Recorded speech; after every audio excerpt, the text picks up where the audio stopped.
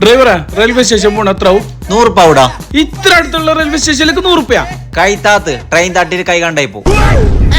നീ എന്താ ആളെ താമസാക്കുന്ന? ഞാൻ 50 രൂപ തരൂ, കൊണ്ടുവിടറാ. 50 രൂപ കൊണ്ടുവിടാൻ ഇത് മത്തി കച്ചവടം തല്ലിച്ചാ. നീ എന്താ തണ്ടാക്കുന്നു? നിങ്ങോട്ട് വാടി ആക്കണ്ടേ? വിട്ടിരിച്ച ഒന്ന് പോയിരിച്ച. വിടലേ ഞാൻ നിന്നെ. ഡ്രൈവർ എന്ത് പ്രശ്നം? നമ്മളെ പോലത്തെ പാങ്കയുടെ പാടാക്കുന്ന കാലറാ. ഓനെ പോലത്തെ കോട്ട് സൂട്ടിട്ട ആൾക്കെല്ലാം വലിയ വലിയ ഹോട്ടലിലെല്ലാം പോയിട്ട് 200 രൂപ ടിപ്പ് കൊടുക്കാം. നമ്മൊരു 100 രൂപ പറയുമ്പോ നമ്മളെ കോളർ പിടിക്കാനും നമ്മളെ തല്ലാനായി. ഇപ്പൊ പെട്രോളിനെല്ലാം വില കൂടിയിട്ടില്ല. നമ്മ എങ്ങനെ കുടുംബം പോയിട്ട് എങ്ങനെ പാടാക്കുന്നവർക്കറിയില്ല. ആയിച്ച നിങ്ങൾ ടെൻഷൻ ആക്കണ്ട. അത് നിങ്ങൾ പെട്രോളിനും ഡീസലിനെല്ലാം വണ്ടി അടിക്കുന്നുണ്ട്, കയ്യിലെന്തും ബാക്കിയാവാതെ. ഇന്ന് സെയിൻ മോട്ടോഴ്സിൽ ബജാജിന്റെ ഇലക്ട്രിക്കൽ ഓട്ടോറിക്ഷ വന്നിട്ടുണ്ട്, അത് നിങ്ങൾ എടുക്ക്, കയ്യിലെന്തെങ്കിലും ബാക്കിയാവും. അപ്പൊ നമുക്ക് അതൊന്ന് നോക്കിട്ട് വരാം. ബാ പോവാ.